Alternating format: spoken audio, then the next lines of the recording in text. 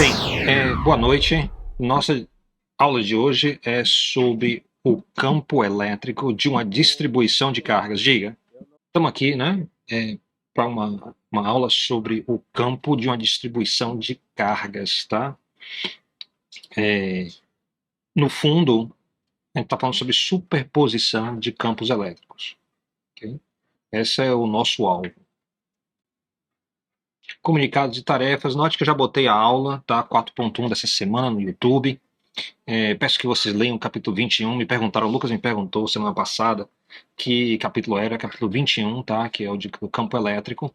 Agora, na edição, isso é edição 12, edição 14 pode ter uma numeração diferente. Fique atento, tá? Resolva as questões do capítulo. Então, no capítulo tem várias questões propostas. É bom você dar uma resolvida junto. Algumas eu estou fazendo aqui em sala, tá? Então, isso ajuda você a repassar lá. E resolva também as questões do final do capítulo. A gravação já está confirmada aqui, já está correndo, e tem que lembrar que eu vou fazer a chamada lá no final da aula através de um link, seguinte, né? Ó, comunicados e tarefas, tá? A gente já repassou aqui. E a gente pode ir para o fluxo de hoje, tá? A gente vai falar sobre campo elétrico de duas cargas. A gente começou na última aula, a gente fez um exemplo, tá? Agora a gente vai fazer o caso geral, vai formalizar isso, ou seja, a resolução que funciona para toda e qualquer distribuição de carga. Depois, desde que seja discreta, né? Depois eu passo para o campo elétrico de uma distribuição contínua, ou seja, se eu tenho tantas cargas que eu não consigo mais contar. Para isso, eu preciso do conceito das densidades de carga, ok? E eu vou dar um exemplo de uma linha reta e uniforme de cargas. A gente vai calcular tanto a densidade de carga como o campo elétrico dessa distribuição. Depois a gente vai falar sobre o que acontece quando eu tenho duas linhas de carga. E por último, a gente fecha com a ideia do movimento de uma carga em um campo elétrico externo. Ok? Muito bem, então o campo elétrico de duas cargas elétricas, o princípio da superposição. Então, no fundo, é a superposição. Superposição só quer dizer o seguinte: você aceitar de braços abertos, de coração, que o campo elétrico é uma grandeza vetorial. Então, para você saber o campo em um certo espaço, você tem que dar conta do campo de cada uma das cargas. Então, esses campos vão se somando de forma vetorial. Então, claro, se é uma grandeza vetorial, a soma é vetorial. Então, a superposição acaba que é muito supervalorizado, né? Você não precisa dar tanta ênfase em superposição. Vamos, então, fazer exemplos e resoluções, que isso é muito melhor. Ok? Então, nosso primeiro exemplo para hoje à noite, tá? Exemplo aqui, você tem duas cargas, Q1 e Q2, estão aí no eixo, tá? Então, considere eixo horizontal X. Uma na origem e uma outra um pouquinho para a direita. Então, eu tenho, considere duas cargas positivas, Q1 de 1,2 nanocoulombs e Q2 igual a 1,5 nanocoulombs localizadas nos pontos P1 e P2. P1 é 0,0 a origem, e P2 é 0,1 centímetro, ou seja, a distância entre Q1 e Q2 é 1 centímetro. Pede-se o seguinte: determine o campo elétrico no ponto S, 4 0 centímetros e 2 centímetros, ou seja, 4 centímetros para a direita, 2 centímetros para cima, o ponto S está marcado aí, um pouquinho de forma aleatória, tá? Eu não me preocupei muito com a escala das coisas nessa transparência, mas sim que fosse visível e você conseguisse discernir as coisas.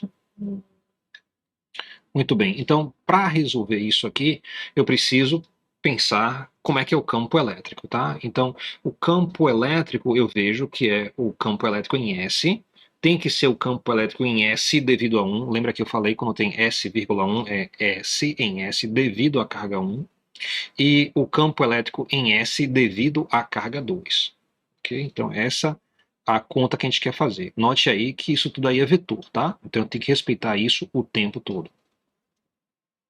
Carga Q1 está aqui, tá? Ela provoca um efeito em S, é o campo elétrico em 1 devido a S. Então, é um vetorzinho aqui, tá? Note que esse é um ponto no espaço aberto. Você pode chamar a distância entre a carga e o ponto S de R de 1 até S. Nós não tem vírgula aí, então é de 1 até S. Quando eu falo R, tá? A distância, Muita gente quer se apegar lá com o ensino médio, distância deveria ser D, distância deveria ser X, Y. Mas quando a gente passa para vetores, né, o mais prático é ter uma letra só. E, e se utiliza muito o R, né, como vetor de distância. Isso é muito prático. Muito bem, então quem é o R de 1 até S? Lembra, é o ponto final menos o ponto inicial. Então eu vou ter aqui, e aí deixa eu passar já para poder usar o mouse aqui, eu tenho R de 1 até S, vai ser então, abre parêntese, x de S menos x de 1, ou seja, x de S está bem aqui. X de 1 é o valor, desculpe, x de S está bem aqui embaixo, né, no eixo X.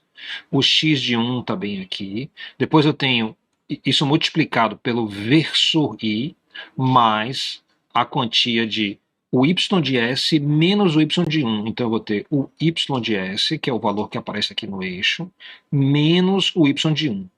Então eu posso substituir os valores aí para descobrir quem é o meu R, o vetor distância. Como o x de S é 4 centímetros, está bem aqui. O y de S é 2 centímetros. E a carga 1 está na origem, então fica 4 centímetros menos 0, multiplicado pelo versor I, mais 2 centímetros, menos 0, tá? Vezes o versor J, que é o versor do eixo vertical.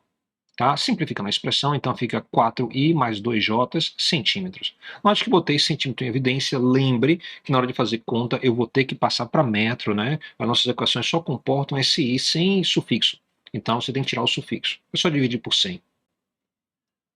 Muito bem, então eu posso dizer o seguinte, que a distância de R1 até S é o módulo desse vetor, então é só Pitágoras, né?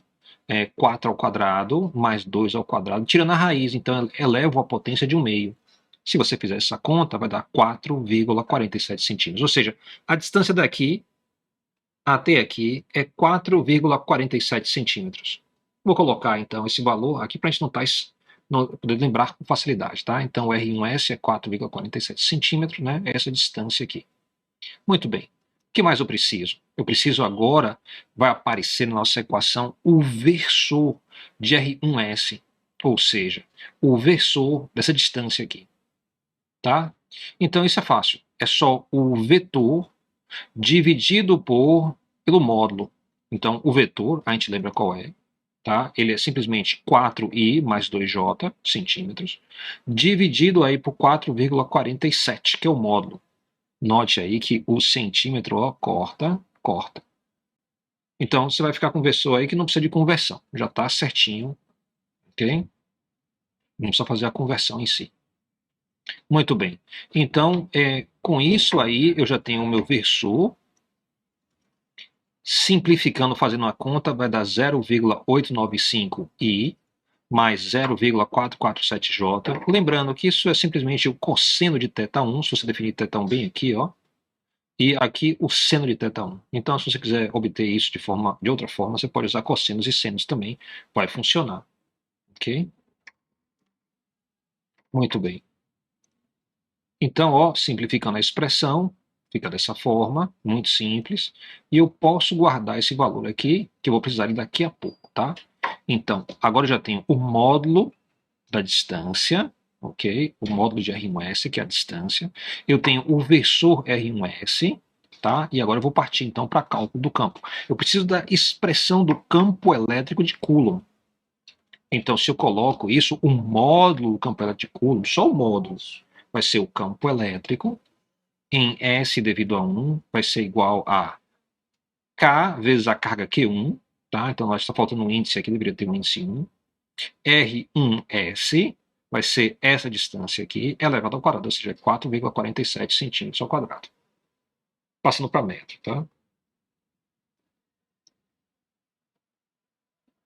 Então, note aí que eu já converti para metro aqui, 10 a menos 2, fiz a substituição, o K é 9 vezes 10 a nona, a carga Q foi dada, 1,2 nanocoulombs, coloco aqui, e a distância 4,47 vezes 10 a menos 2 metros elevado ao quadrado.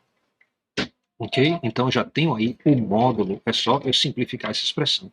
Fazendo uma conta, isso vai dar 5.000 405 newtons por coulomb.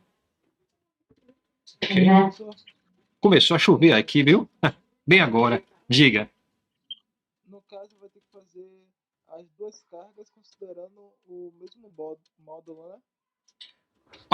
Não, vai ter módulos diferentes. A gente vai primeiro fazer o módulo da carga 1. Então, note aí que tudo que a gente está fazendo agora é devido à carga 1. Daqui a pouco a gente passa para a carga 2. Note que a carga 2 tem um valor diferente, 1,5 nanocoulombs. E também a distância vai ser diferente, não vai ser mais 4,47 centímetros. Então a gente está fazendo assim.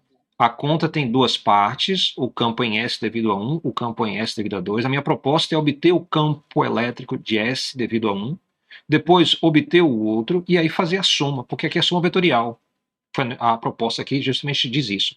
O campo elétrico em S vai ser simplesmente a soma vetorial desses dois componentes aqui. Então a gente já chegou aqui, ó, a gente já está montando uma coisa. A gente já tem o modo do campo elétrico, a gente já tem o vetor de R1S e 5.405 newtons por coulomb é justamente o resultado dessa conta. Então eu posso arrumar isso para obter o campo elétrico de fato. Então o campo elétrico em S devido a 1 vai ser simplesmente sempre todo vetor é o módulo vezes o versor. Então, ó, módulo multiplicado pelo versor. Então é tamanho vezes direção e sentido. No fundo você pensa assim, para você ter as três informações. Então aqui eu tenho simplesmente a mudança, ó. Você percebe que o campo elétrico em S devido a 1, esse aqui, tem a mesma direção e sentido que esse vetor aqui, concorda? Ó, R1S, mesma direção que é de S devido a 1. Então, ó, como eles são a mesma direção, eu posso substituir. Eu substituo um vetor pelo outro. E esse vetor eu já tenho, já calculei aqui embaixo.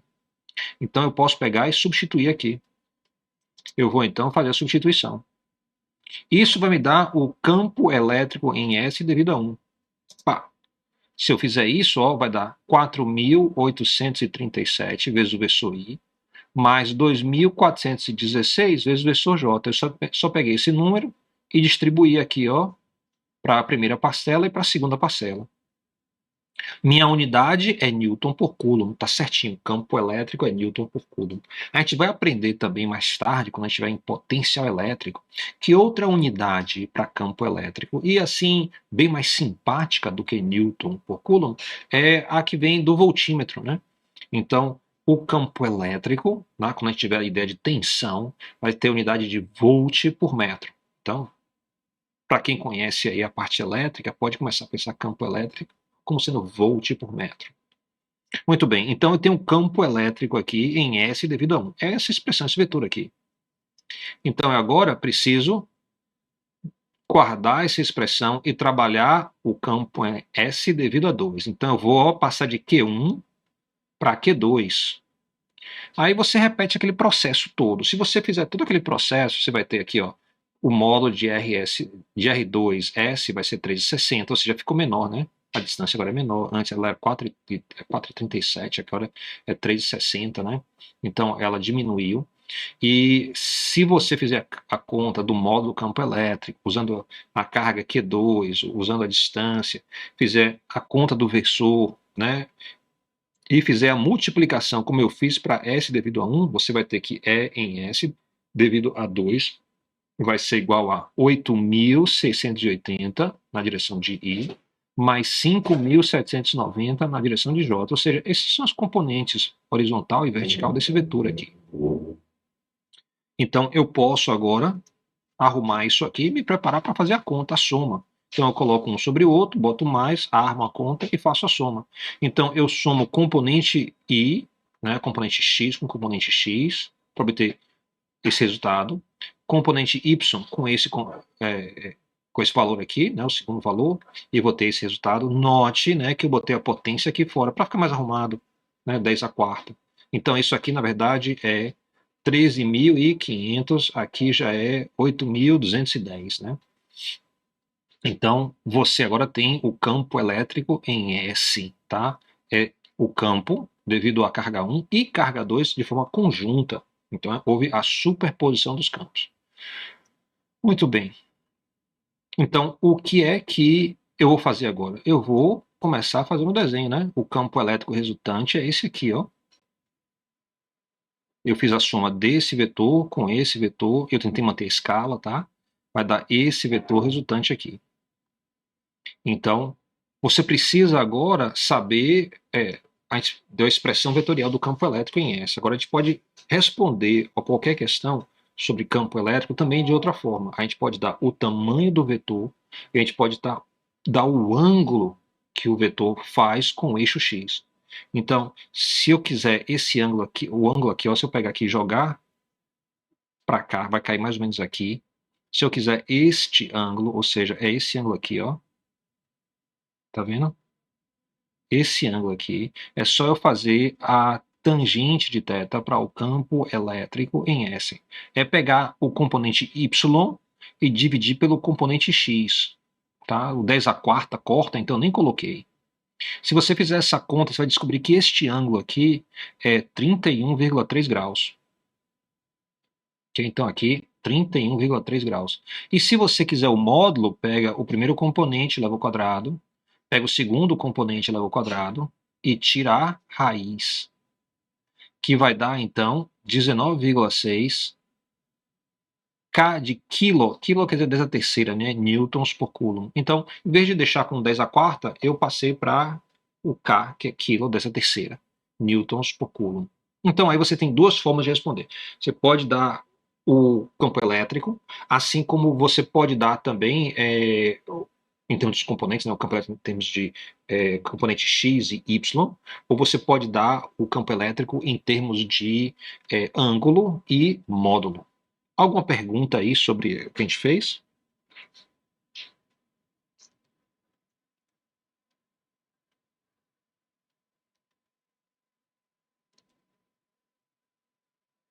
Nenhuma, professor. Ok. Ok, boa noite a todos aí. Eu vi que as pessoas vão chegando aqui, mas mesmo assim a gente está com um quórum baixíssimo, a gente está com 9 alunos. Será que isso já é feito do carnaval? Será que é isso? Professor, o pessoal deve ter pego hoje para poder viajar, para poder passar Pode férias, ser também, é verdade. e tá aqui, tipo, numa época para trabalhar, para faculdade, e quando dá essa época assim, o pessoal acaba voltando. Tá, faz sentido, faz sentido. Vitor, obrigado aí por essa luz, tá? Espero que se você estiver aí no interior curtindo uma boa, que você tenha internet e possa assistir a aula no YouTube. Fica aí o recado para vocês. Muito bem. Eu estou tentando andar rápido porque daqui a pouco eu vou para a avenida, né? Já comprei meu abadá e tudo. Conversa, né?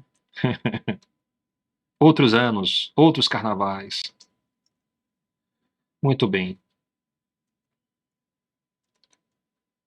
Ok, então passando aqui, você concorda o campo elétrico avaliado no ponto S, que tem coordenadas x, y e z, devido a uma única carga-fonte Q, localizada em um ponto P, que tem coordenadas x0, y0, z0, pode ser escrito, tá, como a seguinte expressão. Você concorda com isso? Você discorda?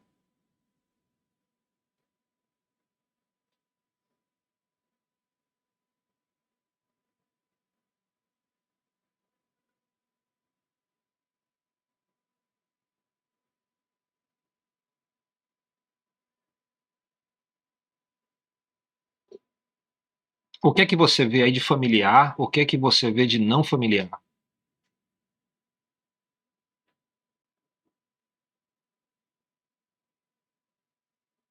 Não familiar é tudo, porque 3/2, né, elevado ali. isso aqui tem uma potência de 3/2. Isso é bom, isso é ruim, não é?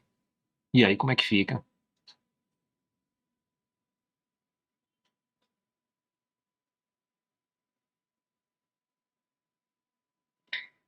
Essa expressão aqui é a situação mais geral possível para o campo elétrico de uma única carga. Todos os passos que eu fiz para obter o campo em S devido a 1, resumidos em uma única expressão, é essa aí. Se na questão anterior eu substituísse os valores de S em XYZ, e eu substituísse os valores do ponto onde a carga está, em x0, y0, z0, ia dar exatamente a resposta vetorial. Note que para a questão anterior, z e z0 são zero, então o versor K some. Tá? Aí você vai ter simplesmente um número aqui e outro número aqui. Note que embaixo é a distância, tá? Agora você corretamente estranhou o 3 meios. Mas ele tá certo ou tá errado? Acontece que ele tá certo. Porque você tira a raiz, quando tirar a raiz vai aparecer um meio, mas você também multiplica pelo versor, ou seja, essa parte de cima aqui é o numerador do versor, multiplicado pelo módulo do vetor. Então o módulo do vetor é potência 1. O denominador aqui é potência meio, então vai dar justamente a potência de 3 meios. Então, o campo elétrico, em toda a sua grandeza, é expresso por esta equação. Essa equação é equivalente aos passos anteriores que eu fiz para obter o campo elétrico em 1 devido a S, ou em S devido a 1. Tá? Eu precisaria usar essa equação de novo para obter o campo elétrico em S devido a 2. Aí era só eu somar. Isso seria muito rápido, mas aí eu perderia o entendimento da questão. Ficaria só uma fórmula. Note que você tem K e Q aqui no numerador, tá? Muito bem.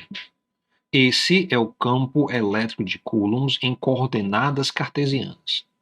O que fizemos no exemplo anterior foi utilizar essa expressão para construir a resposta.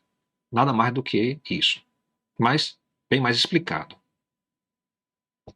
Foi essa expressão que eu utilizei no aplicativo para construir esse gráfico aqui do campo elétrico. Então, isso é exatamente o campo elétrico de Coulomb. Esse campo continua caindo com o quadrado de distância, porque se você computar o módulo, você vai ter o quadrado de distância no denominador. Tá? Aqui muda porque entrou toda a informação de direção e sentido. Okay? Então, note aí que as coisas têm impacto. Né?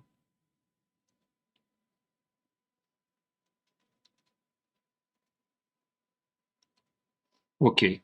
Então, você concorda? Segundo, né? Fizemos essa operação aqui para n igual a 2. Qual foi essa operação? Primeiro, perceber que o campo elétrico devido a n cargas eu fiz para 2. Se tivessem n cargas, 10, 15, 20, como é que eu faria essa conta? Fazia simples. Eu precisaria dizer o seguinte, o campo elétrico vai ser a soma do campo das 10 cargas. Então, campo de 1, campo de 2, até 10. E o que mais eu precisaria para resolver?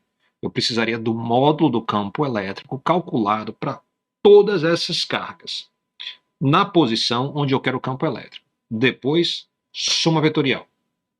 Justamente o programa. Ou seja, sempre que eu quiser o campo elétrico resultante, tá, eu preciso saber o módulo de cada um dos campos que participam. Note que I vai de 1 até N. Então, esse aqui ele vai de 1. Aí vai ter o campo elétrico de 1 é igual a K, Q1, R1 elevado ao quadrado. E2 é igual a K, Q2 sobre R2 ao quadrado. Assim por diante. E aqui, depois eu preciso pegar esse módulo, multiplicar pelo versor de cada um e fazer a soma. Então isso aí é um programa, assim, complexo de executar, mas fácil de entender. Simplesmente eu tenho a soma de vetores. Pergunta?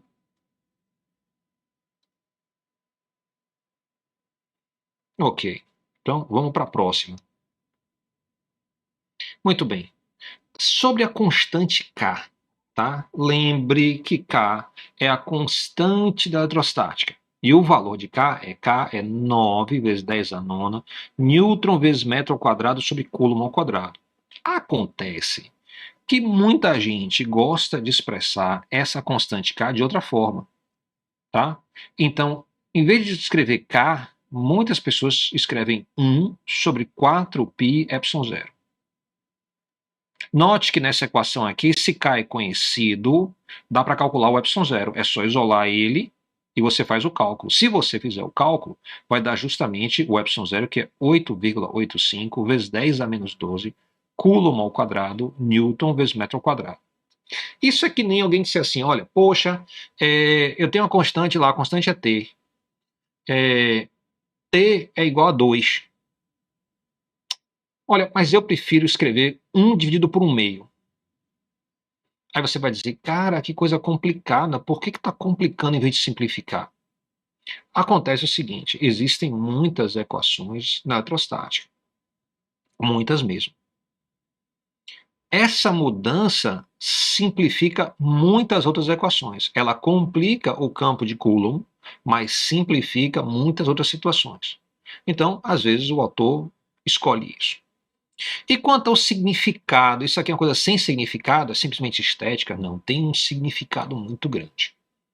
Ok? Pelo seguinte, o K, tá, vem de Coulomb. Foi ele primeiro a determinar o valor de K.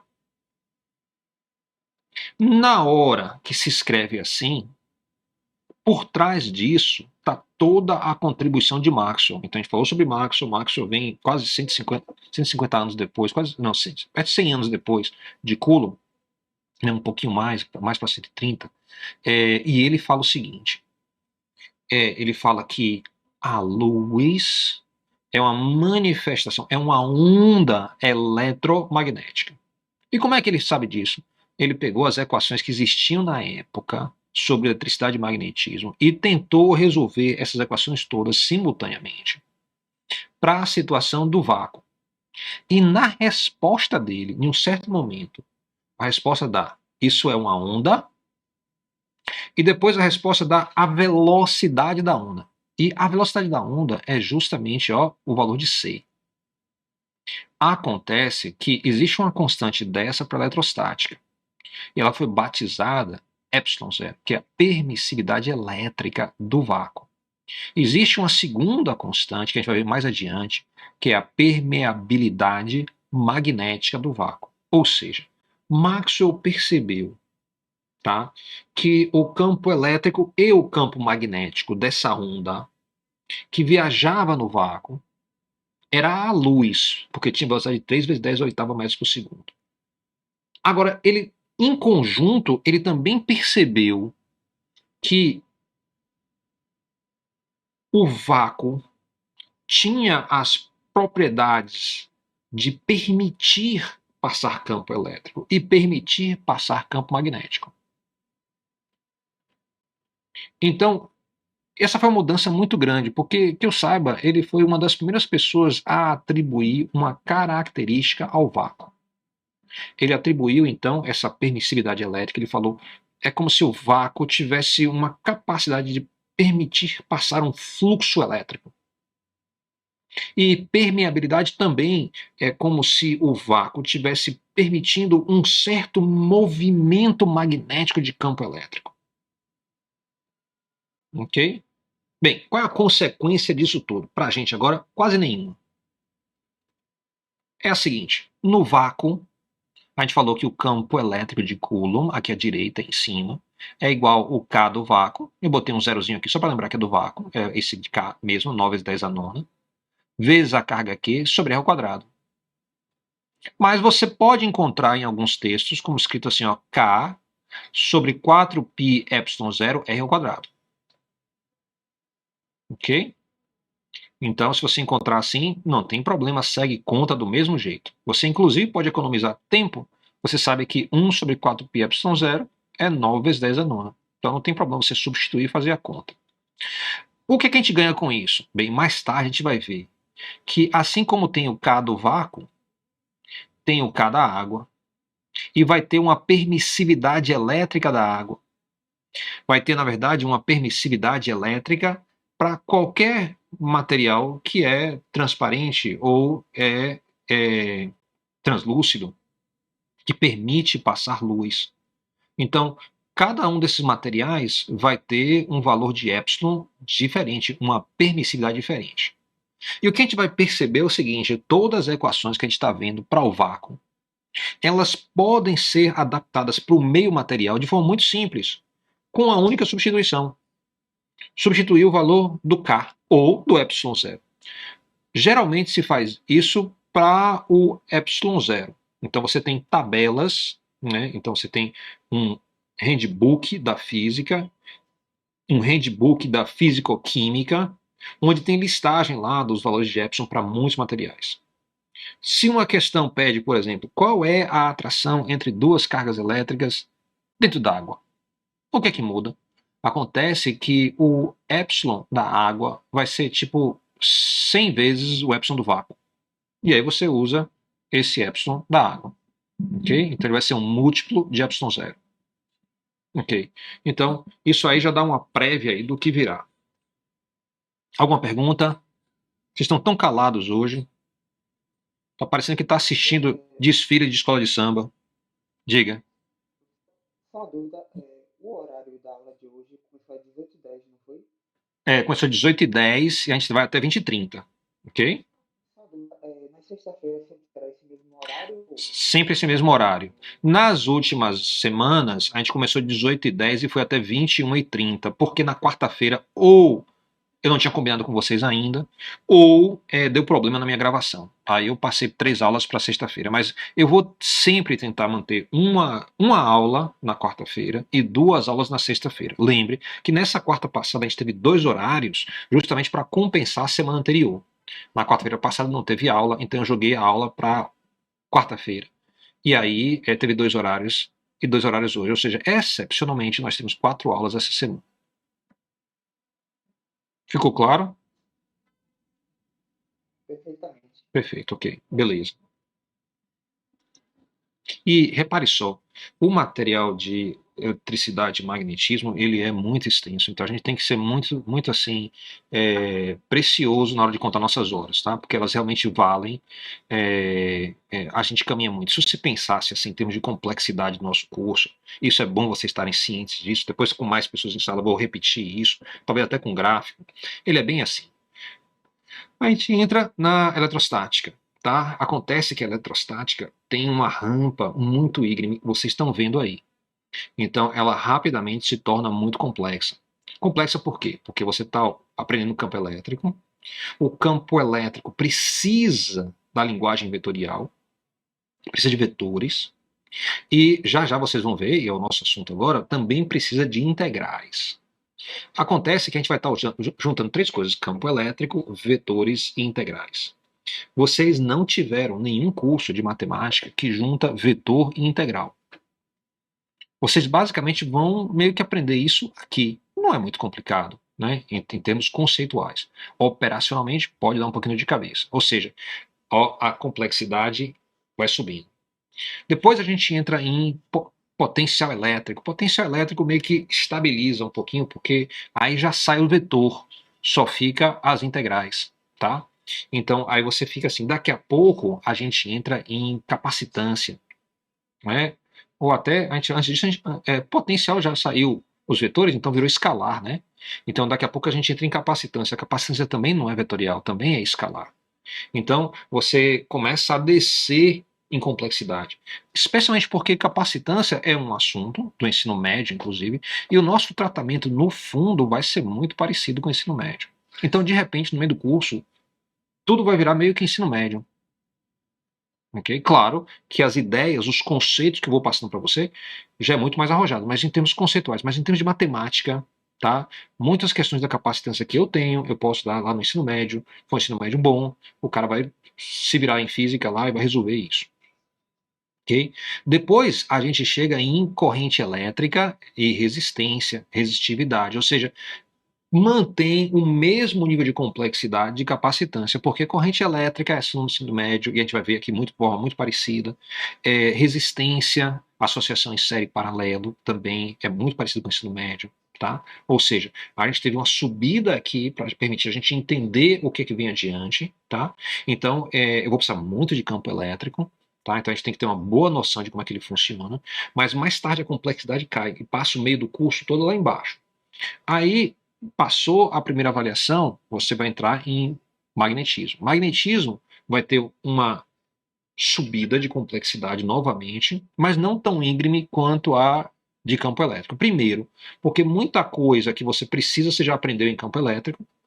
E segundo, porque é como se metade do assunto de campo elétrico, quando você passar lá para magnetismo, O assunto de magnetismo do nosso curso é como se fosse exatamente a metade do assunto de campo elétrico.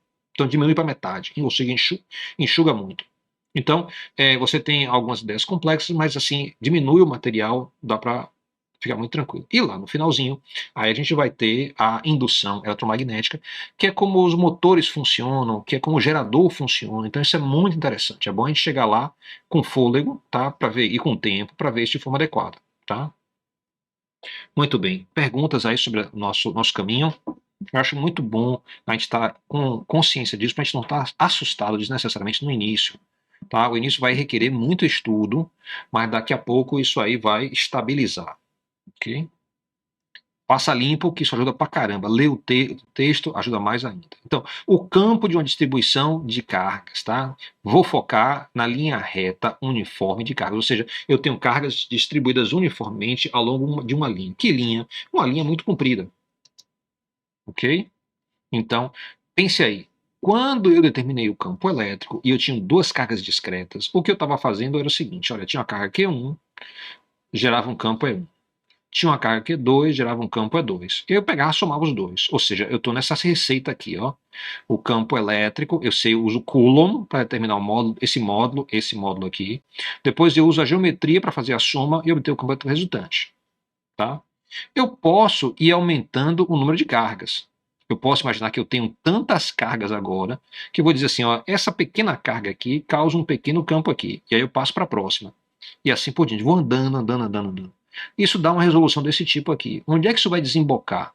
Vai desembocar no seguinte: eu vou ter um somatório agora, aqui que não vai ser de 1 até n, porque aqui eu tenho cargas, um número infinito de cargas, né? E aqui eu tenho um número infinito de cargas. Tenho tantas que eu já perdi a conta. Ok? Então isso aqui vai acabar em uma série, tá? Então vocês viram lá no cálculo as séries. Você pode então fazer o cálculo de uma série lá. Depois eu vou mostrar a vocês, se vocês precisarem de fazer uma conta de série, como é que faz rapidamente, tá? Mas principalmente a gente vai ter interesse em uma distribuição contínua, ou seja, onde eu tenho tantas cargas, elas são tão pequenas que eu já não consigo mais distinguir entre uma ou outra. Quando isso acontece, eu vou dizer o seguinte, ó, uma pequena carga ao longo desse fio, mas pequena mesmo, tanto que eu chamo ela de um DQ. Os matemáticos, eles acreditam em infinitos, né? Eles acreditam em infinitésimos, tá? Então, a gente aqui não acredita muito em infinitos e infinitésimos, mas vai dizer, tem uma carga bem pequena, tá? Ok? É tão pequenininha que eu posso aproximá-la para um DQ. Então, essa pequena carga causa um pequeno campo no ponto de interesse. Então, se eu quero o campo aqui, essa pequena carga causa um pequeno campo aqui. Eu posso, então, calcular este pequeno campo. E eu posso mudar o dq para o próximo dq, para o próximo dq, para o próximo dq, correr a reta toda, ou seja, integrar de menos infinito até mais infinito. Então, eu novamente tenho a mesma estrutura. Eu preciso do campo elétrico de uma pequena carga. Isso Coulomb me dá isso, ó. Coulomb me dá. K dq sobre r ao quadrado vai ser o campo de Coulomb dessa pequena carga dq. E vai me dar o tamanho desse vetor aqui. Se eu tiver o tamanho de todos os vetores, eu posso então vir para cá, e note que essa aqui é uma equação vetorial, então eu posso integrar as pequenas cargas ao longo de todo o objeto. Então note aqui, ó, aqui a integral é de i igual a 1 até n, então n pode ser 10, então eu tenho 10 cargas. Aqui eu estou dizendo sobre todas as cargas. Então eu tenho tantas cargas que eu posso numerar elas e posso fazer uma carga que vai crescendo e tende a infinito. Tá? E aqui elas já estão tão miúdas que aí eu parto para uma integral sobre o objeto, ou seja, o objeto todo está carregado, eu vou fazer essa integral sobre esse objeto todo. Por enquanto, isso é muito abstrato, ok? A gente vai então aterrissar fazendo um ou mais exemplos aqui. No livro de vocês, eles fazem vários exemplos. Eles fazem, inclusive, uma sequência que é muito interessante. Eles fazem o campo de um anel de cargas. Depois eles dizem, olha, e se eu somar o campo de vários anéis, tal que eu tenho um disco, então eu tenho o campo elétrico de um disco. Ele fala assim, e se eu pegar o raio desse disco e fizer com que eu tenda a infinito, eu vou ter o campo elétrico de um plano. Ok? Então ele faz essa sequência, isso é muito interessante. Eu não vou fazer isso aqui em sala, eu vou fazer um único exemplo, tá? De obtenção do campo elétrico. Isso vai servir como modelo, tá? Para a gente então estar prosseguindo. No livro tem mais detalhes. Muito bem. Antes de passar aqui, vou passar um videozinho para vocês aqui.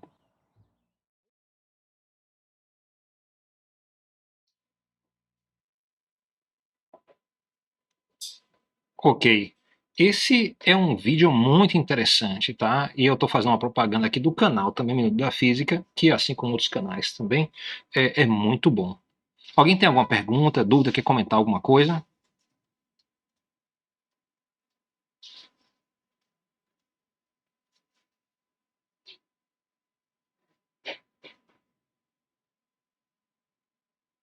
Perguntas, dúvidas?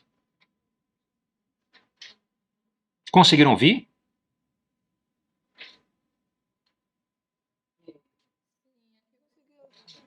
Tá. E tem alguma pergunta, alguma dúvida?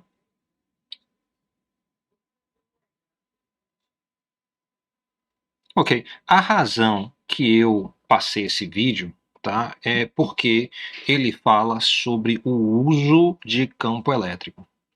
O uso do campo elétrico das fibras. Como ele disse, as fibras são como se fosse um ímã, mas não magnético, um ímã elétrico. Isso tem um nome, chama um eletreto. Para fazer um eletreto de forma artesanal, você poderia, por exemplo, usar uma tigela, tá, comprida, pegar um pouco de cera de vela, um pouco de cera de carnaúba, misturar, colocar na tigela e derreter isso. Com cuidado, né, porque tanto a cera de carnaúba como a cera de vela são inflamáveis, né? Então você bota um fogo bem baixinho, pode ser água maria, banho-maria, por exemplo, que é bem melhor. Aí você transforma ele em líquido, tá? Se você pegar uma bateria e colocar, então você usou uma tigela de vidro, por exemplo, aí você bota a flange de alumínio à direita e o flange de alumínio à esquerda. Isso eu estou imaginando uma tigela retangular, como se fosse de bolo de banana, né, que se encontra aí na rua. Então você bota aí um alumínio de um lado, um alumínio de outro e conecta a sua bateria e deixa lá na geladeira, por exemplo, até ele ficar duro. Quando ele fica duro, esse objeto vai ter um lado que é mais positivo, outro lado que é mais negativo. Ele consegue atrair um ímã? Não. Ele não atrai nem repele um ímã.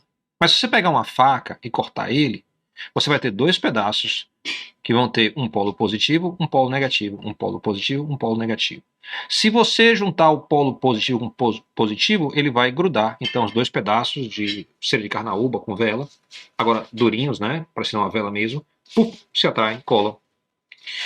Não é tão forte como um ímã, é bem fraquinho na verdade, ele cola e fica. E se você botar o outro lado, repele, ele resiste você aproximar. Se você aproximar, depois ele se afasta um pouquinho.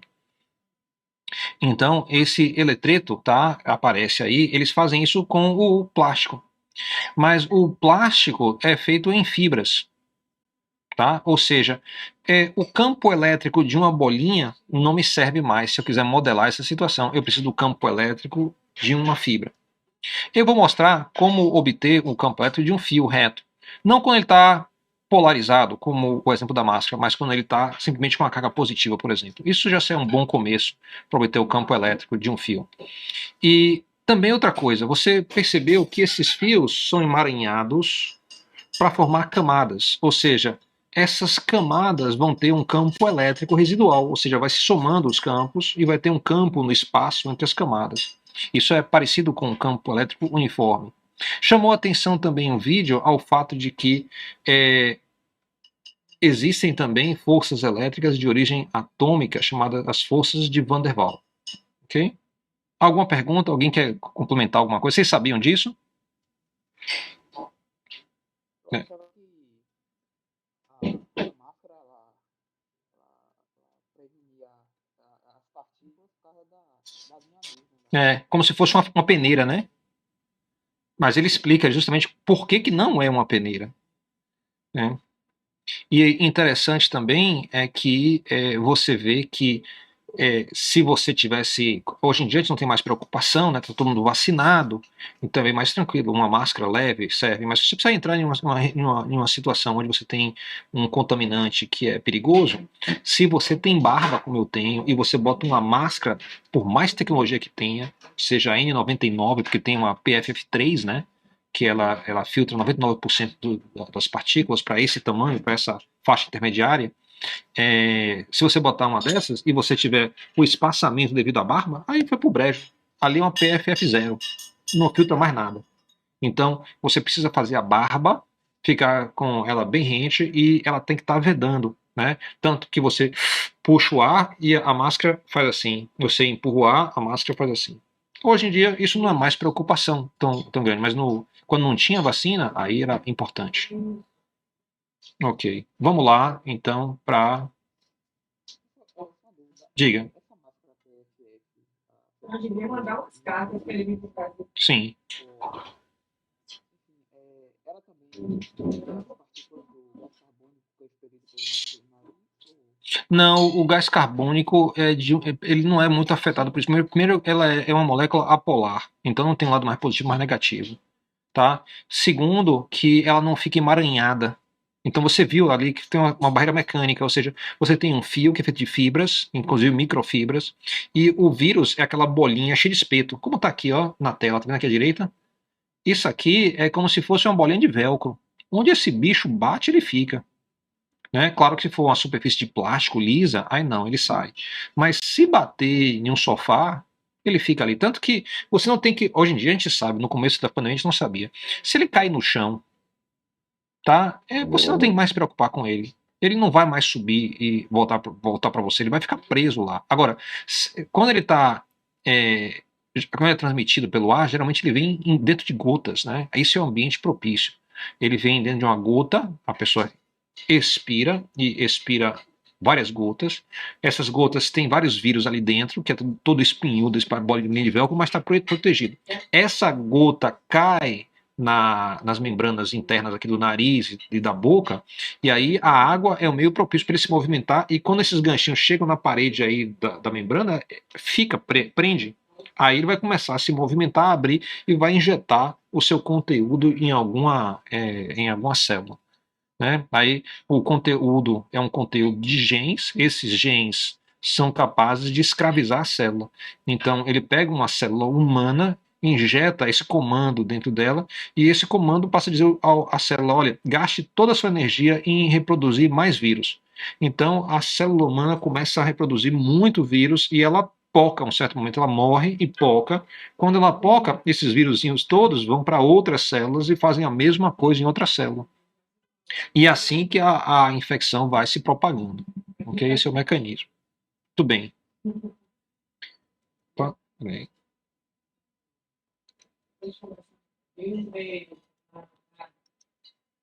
Muito bem. Então, se eu tenho essa linha de carga e eu tenho aqui, ó, uma pequena carga que causa um pequeno campo elétrico aqui. Então, eu vou tentar obter qual é o campo elétrico devido a um fio de cargas positivas que é infinito para um lado e infinito para o outro. Então, minha estratégia, eu vou primeiro calcular o módulo do campo elétrico de uma carga dq.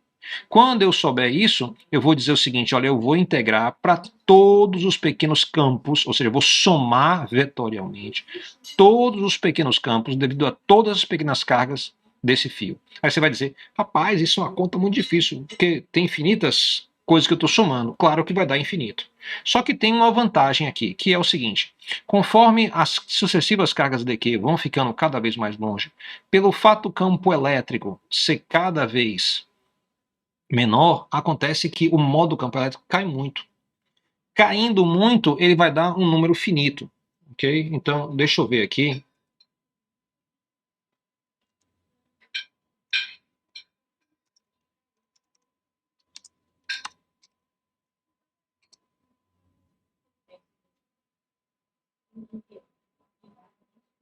Eu fiz aqui, eu acho que eu fiz aqui uma planilhazinha. Deixa eu ver aqui se é alguma dessas.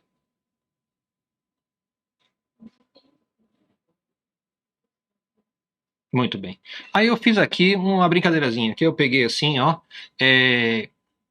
peguei aqui, imagina aqui o fio, eu tenho várias cargas, aí eu peguei a primeira carga, calculei o campo elétrico com essa distância aqui. Aí eu fui para uma segunda carga e calculei o campo elétrico com essa distância um pouquinho maior. Depois eu fui para o terceiro, e aí eu fiz um gráfico, tá? Então, o que é que eu observo? O seguinte, ó, eu coloquei a carga na posição 0, 0,05, tá? E aí fiz o campo elétrico em várias posições. Então, primeiro, para a distância mais curta, o campo elétrico é maior. Para o próximo, carga direita, o campo já é menor. E assim por diante vai ficando cada vez menor. Então, isso é o campo que é proporcional a 1 sobre r ao quadrado. Aí eu posso fazer o seguinte, tá vendo como aqui é 400 e o segundo é um pouco menos de 400? Então eu posso dizer aqui no segundo gráfico, ó, esse aqui é 400. Esse aqui já é a soma desse com esse. Fiz o somatório. Esse aqui já é a soma desse, desse e desse. Tá? E eu fiz isso usando uma planilhazinha aqui, que em tese, eu acho que eu posso fazer isso, eu posso ir aumentando ela, ó, com mais e mais linhas, ou seja, mais e mais DQs. Aí eu vejo o seguinte, eu posso botar uma porrada, vou botar aí 1000 DQs. Então eu botei 1242 DQs e vou lá para cima ver como é que ficou o gráfico. Aí eu vejo o seguinte, ó, que o campo elétrico que eu estou calculando para as cargas próximas, eu tenho um campo elétrico muito grande, mas rapidamente ele cai e tende a zero. E se eu fizer o somatório da contribuição de todas as cargas anteriores e colocar aqui no gráfico, eu vou descobrir que esse valor vai tendendo ao quê? A um valor de 1800. Vai tendendo a um valor constante. Ou seja, qual é a minha expectativa aqui para essa conta? Que conforme eu for andando o DQ, esse DQ aqui tem muita influência, esse aqui também tem. Esse aqui já tem um pouquinho menos, aqui um pouquinho menos, um pouquinho menos. Quando eu já estou aqui, a contribuição já é muito pequena. Então, conforme eu vou me afastando, ela é cada vez menor. Isso quer dizer, então, que se eu somar todas as contribuições, eu vou estar principalmente somando as contribuições das cargas aqui próximas. E essas aqui vão cada vez ser mais irrelevantes. O que quer dizer que vai dar uma soma finita, vai dar um número finito. Muito bem. Então, ó, esse DE, que é o pequeno campo, tá, é igual a uma constante vezes um DQ, que é uma pequena carga na distribuição. Diga. Sim. É certo. Eu peguei o seguinte, eu disse assim, esta haste tem uma carga Q. Eu vou dividir em pequenos pedaços. Um desses pedaços vai ser esse aqui. É um pedaço tão pequeno que eu vou chamar ele de dq. Na matemática, isso é um infinitesimal. Então, essa pequena carga dq causa um pequeno campo dE nessa posição. Eu vou, então, para fazer o integral, eu vou mudando o dq de posição, para ele varrer toda essa linha, desde menos infinito até mais infinito. Então, note que para fazer essa conta, a minha estratégia é dizer o campo elétrico resultante vai ser a soma de todos os pequenos campos e cada um desses pequenos campos segue a lei de Coulomb. Se eu usar essas duas coisas, eu consigo resolver. A lei de Coulomb sempre é assim, constante, fonte e dependência espacial. Aqui, ó, 1 sobre r ao quadrado, tá? Então a geometria entra aí através de R. Quem é R? É essa distância aqui, ó. Note que se eu passar para um próximo dq, a distância até o ponto aumenta. Se eu passar para outro dq, a distância fica maior ainda. Se eu passar para o próximo, a distância fica maior ainda. Conforme eu vou me afastando, esse valor aqui vai crescendo. Conforme tende a infinito, o dE tende a zero. Então, vamos lá ver como é que essa conta fica. Mas antes de fazer isso, tá? Para integrar, é preciso amarrar as cargas à geometria do objeto, ou seja, eu preciso dizer como é que essas cargas estão distribuídas ao longo dessa linha. Tá? Podia ser que eu tivesse muita carga aqui e nenhuma carga lá de cá. Pode ser que eu tenha a mesma quantidade em todos os espaços. Então eu preciso dizer como é que essa carga está distribuída na geometria do objeto. Isso é feito, tá, através da seguinte ideia. Ó, eu vou dizer que esse dq dq, vai ser uma certa densidade de carga, que vai ser coulomb por metro, vezes um pequeno tamanho. Que pequeno tamanho? Esse pequeno tamanho aqui, ó, que eu tenho aqui. Esse pequeno tamanho vai ser justamente o que vai estar contribuindo aqui para o campo elétrico. Oi. Tá, deixa eu dar uma olhada aqui, como é que está ficando.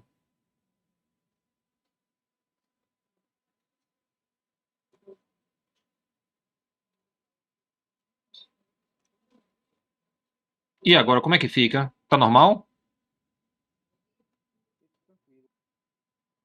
Aqui tava normal. Tava normal. Eu já sei. Sabe o que pode ser? Pode ser no ajuste do seu no seu browser, no Meets, você está ampliando a minha imagem para ocupar a tela, para ficar bem grande? Pronto. Bem. Ok. Então, eu vou deixar nesse aqui. Se tiver qualquer problema, você me avisa, tá? Que aqui eu tenho o mouse, tá? Muito bem. Então, a minha estratégia é utilizar isso. Eu tenho essa forma aqui, ó, isso aqui que atrela a geometria, que é o dr, à carga, ou seja, isso aqui está dizendo como é que a carga está espalhada ao longo do objeto. Bem, existem várias densidades de cargas que eu posso usar para diferentes situações. Você viu que ali eu usei o lambda.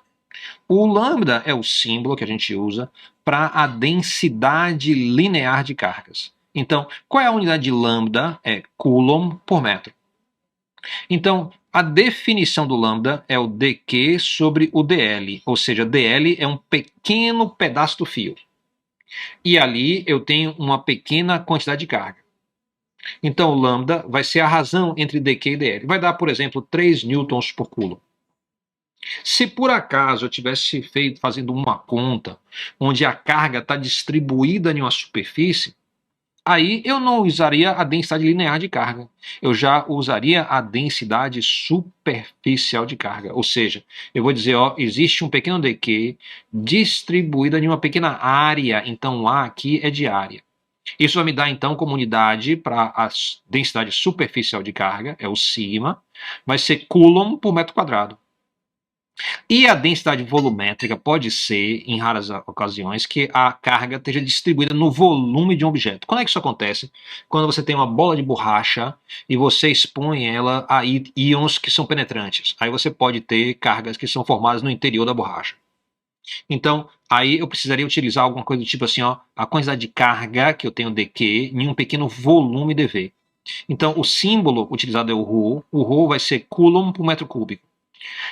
Eu não vou me preocupar de fazer conta de campo elétrico de superfície nem de volume. Mas eu posso pedir a você para calcular a carga em um objeto. Tá? Então, eu não vou calcular campo elétrico resultante. Aí é mais complicado. Mas para obter a carga, tá? Eu posso pedir superficial e volumétrica. Mas para obter o campo, eu vou fazer um exemplo aqui da situação linear e eu espero que vocês estudem e saibam aplicar isso em situações mais simples. O livro tem vários exemplos. O livro faz o campo elétrico de um anel, faz o campo elétrico de uma reta, que eu vou fazer aqui agora, faz o campo elétrico de uma semicircunferência, tá? Então tem vários exemplos aí que o livro faz. Muito bem.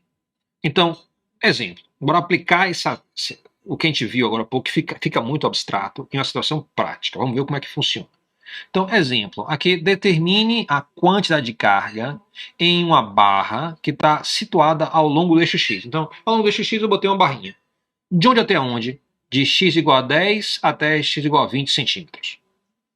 E eu sei o que sobre essa carga está distribuída nessa barrinha. Eu sei o seguinte, que a quantidade de carga vai ser 5 vezes x, que é a posição, nanocoulombs por metro quadrado. Então esse vai ser meu lambda.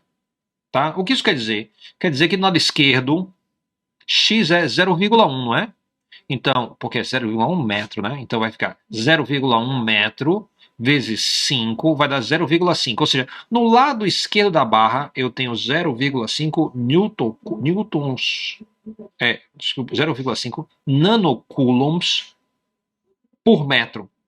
Ok? Então, note aqui, ó, não está com metro quadrado aqui? Quando eu botar o x, ele tem 1 metro. Então, metro corta com metro, o meu resultado vai ser nanocoulomb por metro.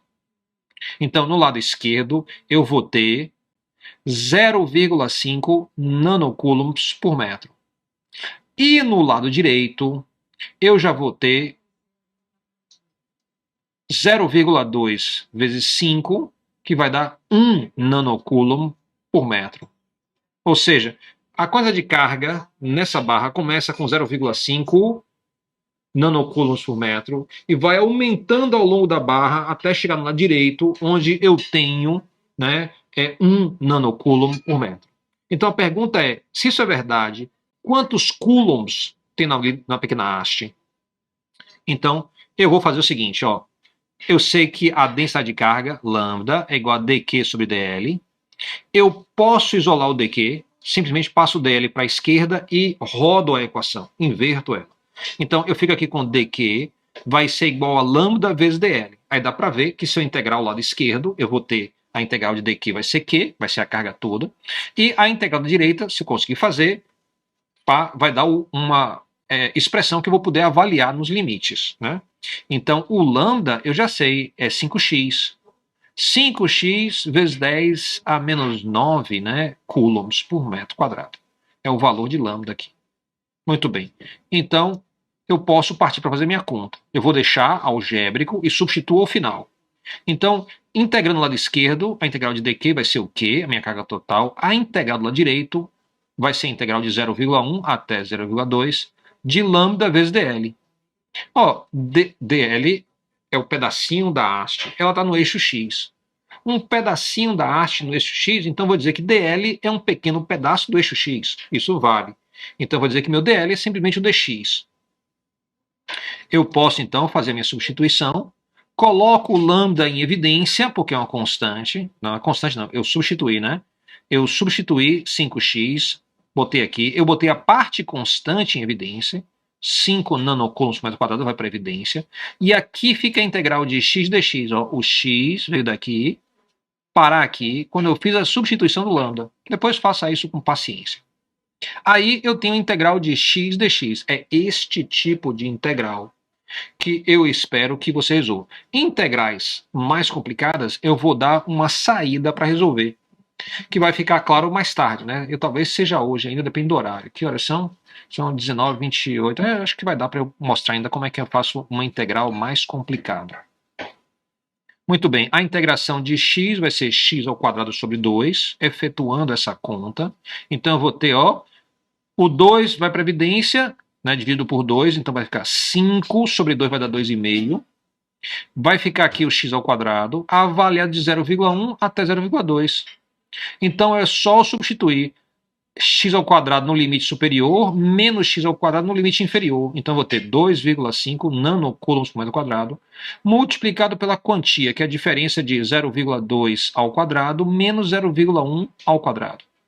Simplificando isso, eu vou ter então 0,015 nanocoulombs, ou seja, nessa pequena barra que tem 10 centímetros de comprimento, que está da posição x igual a 10 até x igual a 20 centímetros, eu tenho exatamente 0,015 nanocoulombs. Ok? Então, esse é um procedimento simples para obter, então, a carga total. É isso que eu posso pedir a vocês, ó, faça... eu quero saber, eu tenho a carga distribuída ao longo de um fio, quanta carga eu tenho? Então, eu posso perguntar, eu tenho uma carga distribuída em uma superfície, tipo um quadrado. Quanta carga eu tenho? Ok? E a carga distribuída em um volume, eu provavelmente não vou estar pedindo a vocês. Eu acho que aí foge ao objetivo do curso. Sempre coisa simples, tá? Muito bem. Outro exemplo. Determine o campo elétrico. Oi, pode falar. Rapidinho, você pode botar, só vou tirar um print. Sim, sim. E eu não entendi o 5x do lambda. Ah, tá. Pode falar, pergunte. Tá, então repare só. Seria a seguinte tem até um exercício, né? Que é eu não me lembro os detalhes da história, é medieval. Tem um plebeu que foi ver um rei, né? E eles tinham lá um desentendimento, né? Então o rei pediu, eu preciso que tal coisa seja feita. Aí o plebeu falou, eu sei, eu faço para você. Aí ele, sim, mas vai fazer de graça? Aí o cara, não, eu vou querer que você me dê o seguinte, ó. Aí fala, pega o tabuleiro aí de damas e bote um feijão na primeira casa. Aí você me dá esse feijão. Na próxima casa você dobra, bota 2 feijões. E aí você vai dobrando a cada casa, né? Ó, bote um feijão mais. A primeira casa, um feijão, a segunda, 2, a terceira, 3, a segunda, 4, assim por diante, até chegar na última casa. Aí o rei falou, tudo bem, eu faço. O rei não era bom de matemática. Mas acontece que na hora que ele foi fazer a conta de quanto feijão ele tinha que pagar com o cara, era um desastre. Ou seja, eu estou dizendo assim, é possível que o valor de cargas ao longo do objeto vá mudando. No início seja um valor e no final seja outro. Então, quando eu tenho essa expressão está dizendo justamente isso. A densidade linear de cargas depende da posição x. Então, se eu quiser o valor da densidade de carga em x, eu substituo x por 0,1. Se eu quiser em 11, eu substituo por 0,11. Se eu quiser o campo elétrico em 12,4, eu substituo 0,124 no lugar de x. E aí eu vou ver que x vai aumentando conforme eu vou do lado esquerdo da barra até o lado direito. Cada vez eu tenho mais cargas. Se eu pensasse em desenhar isso seria da seguinte forma.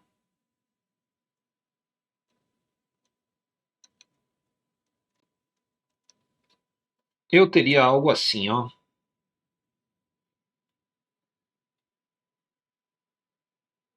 Então, eu tenho a minha haste, eu vou botar bem grandinha aqui para poder ver ela. Ela tá assim. Aqui é o eixo X. Aqui é a posição 0,1 metro e aqui é a posição 0,2 metros. Então, nessa região, eu tenho uma carga de densidade. Mais adiante, eu já tenho 2. Mais adiante, eu já tenho 3. Mais adiante, eu já tenho 4. Assim por diante, até chegar no outro lado, onde eu já tenho mais densidade. Então você vê o seguinte, se você pensasse aqui a densidade de carga em função do x, ela sai de um certo valor e vai aumentando até o outro lado.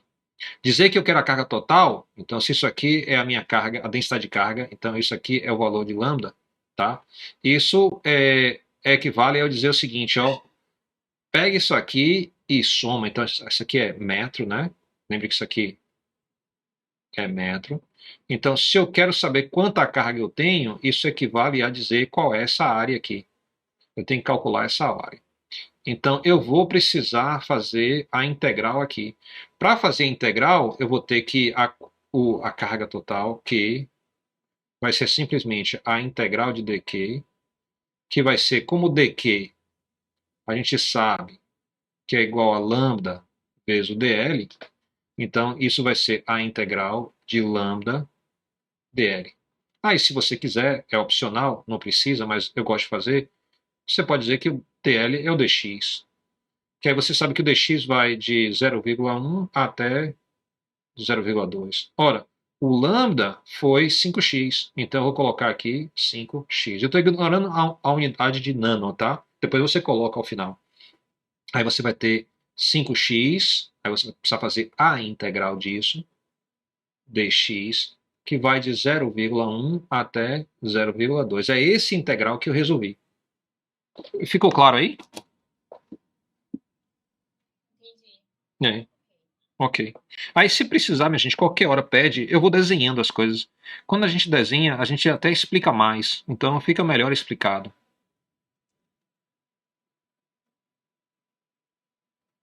Ok. Então, fazendo a conta aí, deu 0,015. Se quiser dar o print aí, você pode, tá? Eu espero. Me avise quando terminar. Pode passar. Beleza.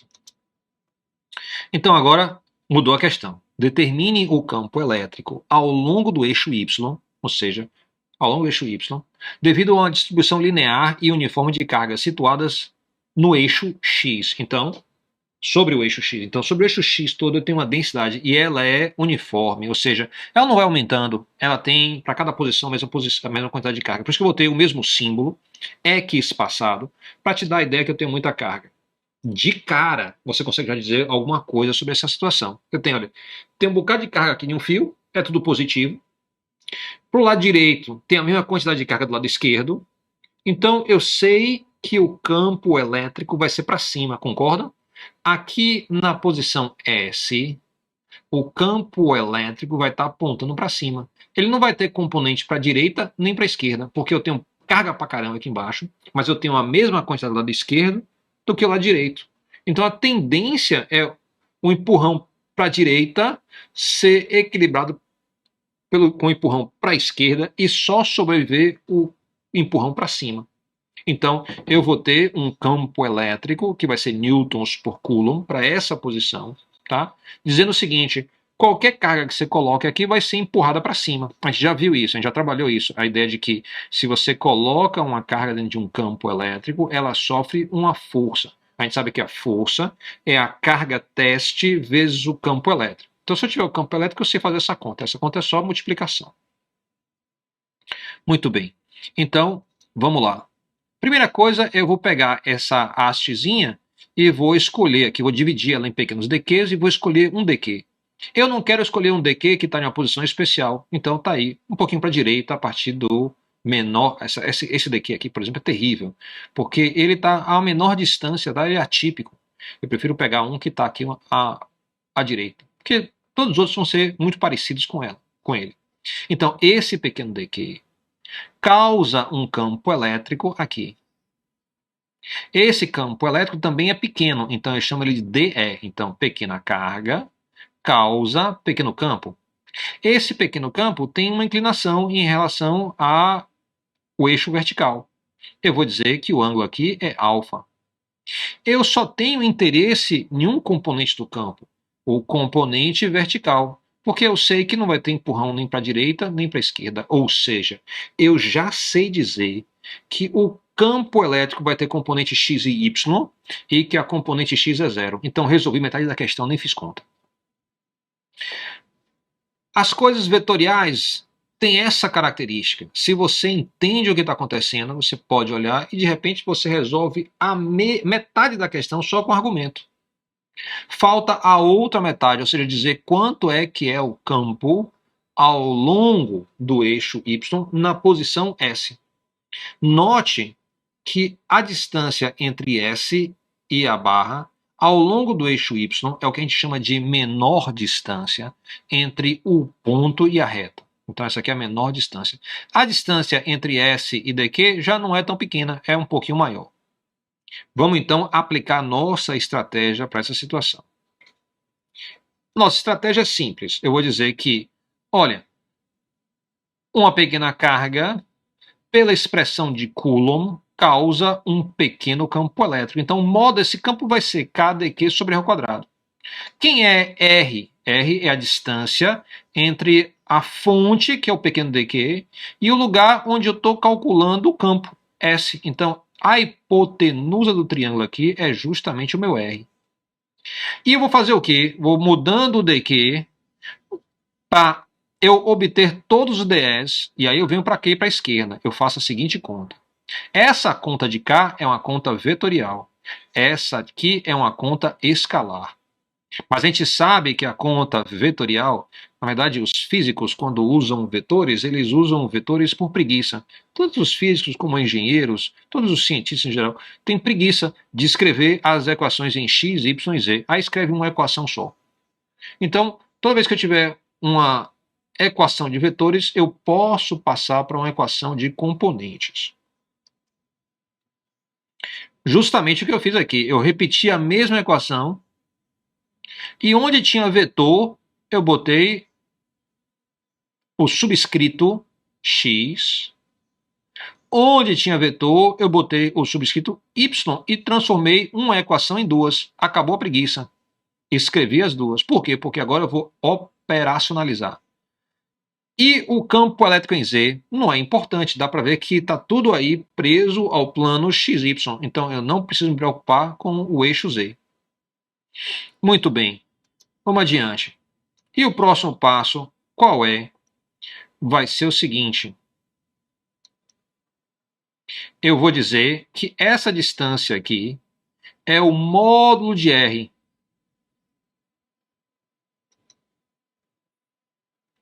Isso vai me dar o seguinte, ó, a gente já falou que a componente x é igual a zero, então já zerei aqui.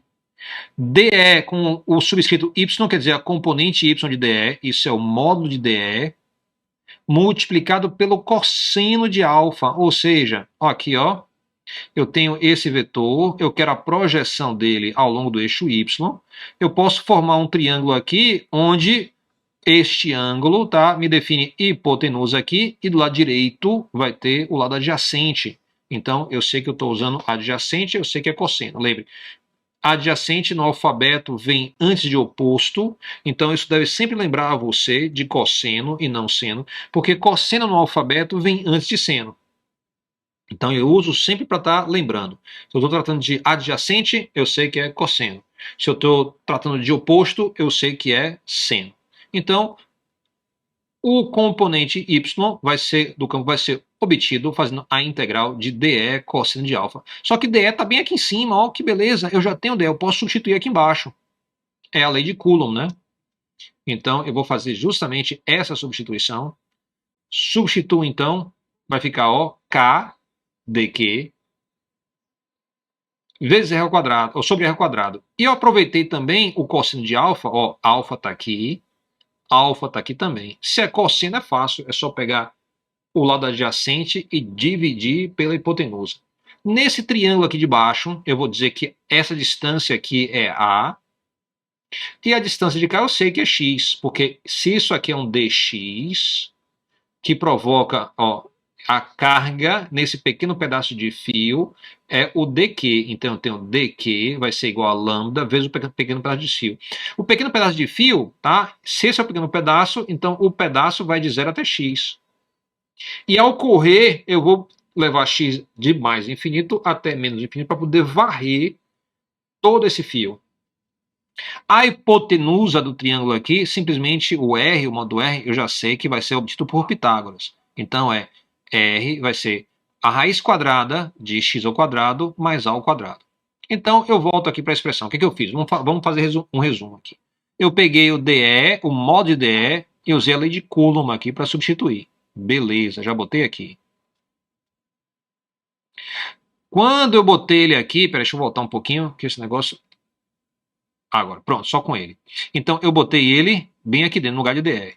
E peguei o cosseno de alfa e vim aqui para o meu segundo triângulo, que também tem um alfa, e escrevi como sendo o lado adjacente, que é o A, dividido pela hipotenusa, que é o R. Então, módulo de R é a mesma coisa que esse Rzinho aqui. Geralmente a gente faz isso para não ficar carregando vetor e módulo, fica muito bodosa, muito pesada a anotação. Muito bem, agora qual é o próximo passo? Olha, eu já sei que em R eu posso substituir aqui, tá? E se eu fizer isso, a expressão cresce. Vou colocar o K e o A, que são constantes, em evidência. O dq, eu já sei que é lambda vezes dx, então eu já substituí lambda vezes dx. Tá aqui, ó, dq é igual a lambda vezes dx. E também o seguinte, no lugar de r quadrado, eu vou ter, fazer uma substituição, mas eu percebo o seguinte, ó, r ao quadrado vezes r vai dar r ao cubo. Então, eu vou substituir aqui o valor de r, mas vou elevar ele ao cubo. Então, 1 meio vezes 3 vai dar 3 meios. Então, eu vou ter a potência de 3 meios aqui. Então, eu tenho que fazer esse integral aqui. O integral de menos infinito até mais infinito de lambda. Eu posso botar o lambda em evidência porque é uma constante também. Vai ficar dx sobre x ao quadrado mais a ao quadrado elevado a 3 meios, onde a é uma constante. A variável de integração é o x. Aí você não imaginava, né, quando você fez lá a seleção para engenharia, que a gente ia ter esse tipo de conta aqui, né? Quando você fazia o cálculo também lá, você já estava esperançoso que não caísse integração nas outras disciplinas. Acontece que a base da física é o cálculo e a base das engenharias é a física e o cálculo, por tabela. Muito bem. Aí eu tenho que fazer esse integral aqui. A integral de x ao quadrado mais a ao quadrado elevado a 3 meios. Se você procurar isso em tabela, você vai achar a... Nós que botei lambda em evidência. Você vai achar como fazer esse integral. Mas também tem uma outra saída. Qual é a outra saída? Você tem uma plataforma chamada Wolfram Alpha, tá?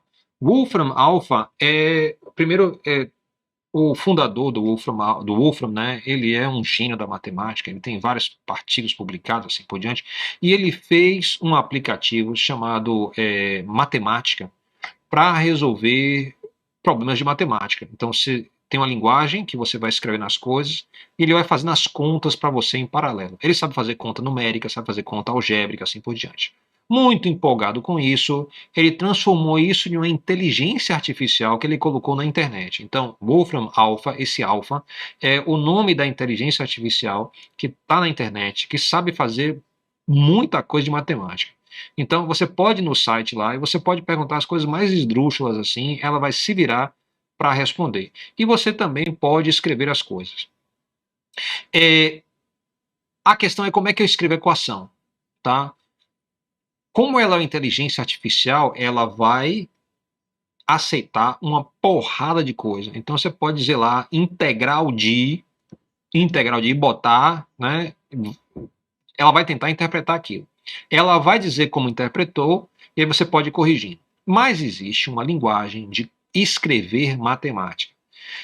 Essa linguagem chama LaTeX, tá? Então, LaTeX permite você escrever qualquer equação, tá? Usando símbolos que tem no teclado. Então, essa equação que eu coloquei aí, bora ver se eu... Essa equação que eu coloquei aí, eu vou mostrar para vocês aqui.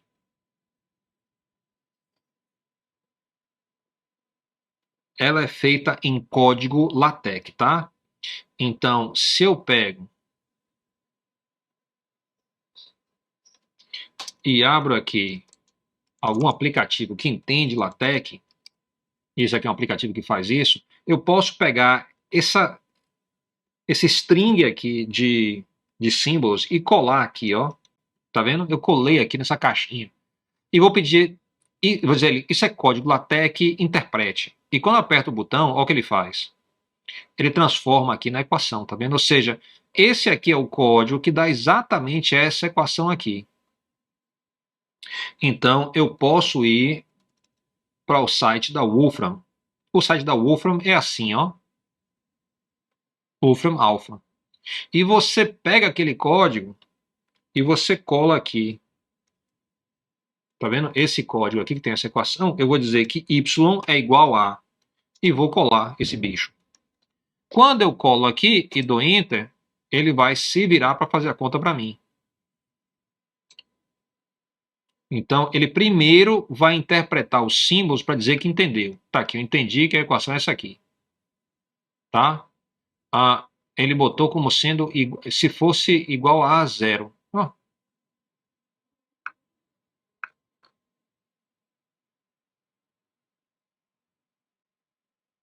Que interessante, ele botou igual a zero. Nunca vi isso antes. Deixa eu botar aqui. Ele está fazendo alguma coisa aqui que eu não estou pedindo a ele. Eu acho que essa potência aqui que não existe. Ele obviamente pegou algum símbolo aí. Deixa eu dar um Enter aqui de novo. Está interpretando com uma potência. Eu vou tirar isso. Que é isso?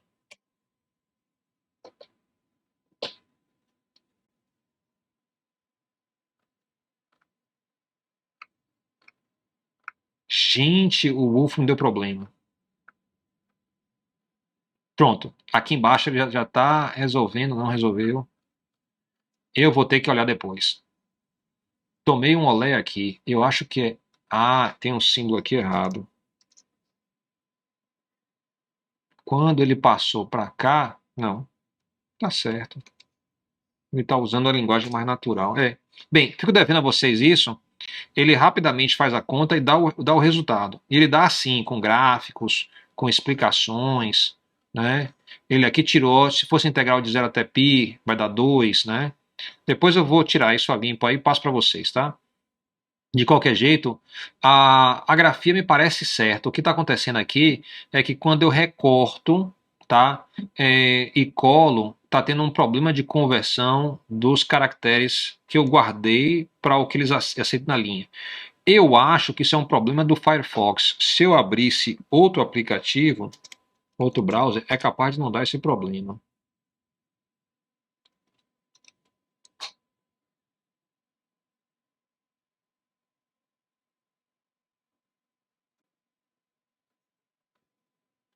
Aqui, ó. Ele tentou fazer, deu até a resposta aqui, tá vendo? Muito bem. Bem, fico devendo a vocês aí essa conta direitinho. Muito bem, então você pode colocar lá e vai ter uma resposta. Vou mostrar a vocês depois como é que faz isso. Se você fizesse isso, ou procurasse aí fazer integral, você ia ter como integral de x ao quadrado mais a ao quadrado elevado a 3 meios, justamente x sobre a raiz de x ao quadrado mais a ao quadrado, avaliado de menos infinito até mais infinito. Então, se você substituir x com o limite tendendo a mais infinito, menos o limite dessa expressão com x tendendo a menos infinito, o resultado vai dar justamente 2. O Wolfram Alpha faz essa conta. Eu só não estou acertando colocar ele para fazer, mas depois eu mostro a vocês o que faz. Isso vai dar, então, a simplificação. Meu resultado do campo elétrico ao longo do eixo Y vai ser 2K lambda sobre A, onde A é a menor distância entre o ponto e aqui a base. Então, onde está R, tá, é justamente o A. Só que existe uma tradição de, quando você chegar aqui nessa parte da conta, R era a distância até o dq. Então, como essa distância aqui agora é A, é a menor distância entre o ponto e a reta, você troca esse A por um R novamente. Então, você ressignifica o R. O R deixa de ser a distância até o dq, que foi a integral, você acabou integrando e sumiu, e passa a ser a menor distância entre o ponto e a linha de cargas. Isso vai dar o seguinte, ó, que o campo elétrico em Y vai ser igual a D 2 vezes K vezes lambda sobre R. Lembra que eu falei que tinha outros campos elétricos além do de Coulomb? Esse é um exemplo de outro campo elétrico. Se no lugar de K você colocar 1 sobre 4π epsilon 0, o 4 corta com 2, ficam 2 no denominador. E a forma mais usual de expressar este campo elétrico é lambda sobre 2π epsilon 0r. É justamente o nosso campo elétrico. Alguma pergunta aí? Eu não entendi essa parte aí do 2 e epsilon r. Ah, sim. Olha, lembre que a gente falou que o K. A gente falou que o K.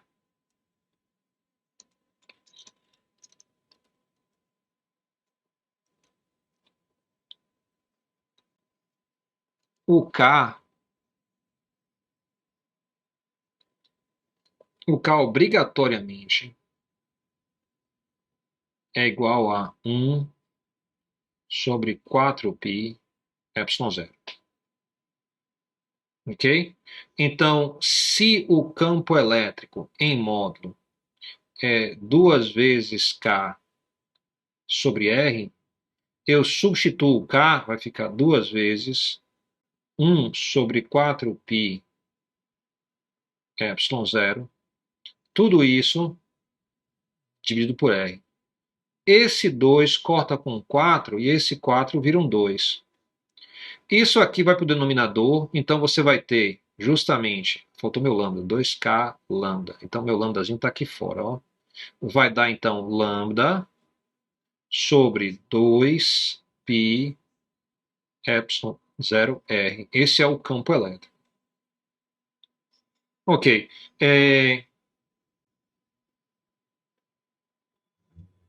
A gente então fechou 2 horários agora, porque já são 19h50, quase 8 horas, né? Então, nosso acerto é fazer 2 horários hoje na sexta-feira. Então, eu vou parar por aqui. Deixa eu colocar aqui a presença. E eu vou, na próxima aula, começar usando este campo elétrico. Então, a gente vai usar esse campo para obter um campo elétrico resultante.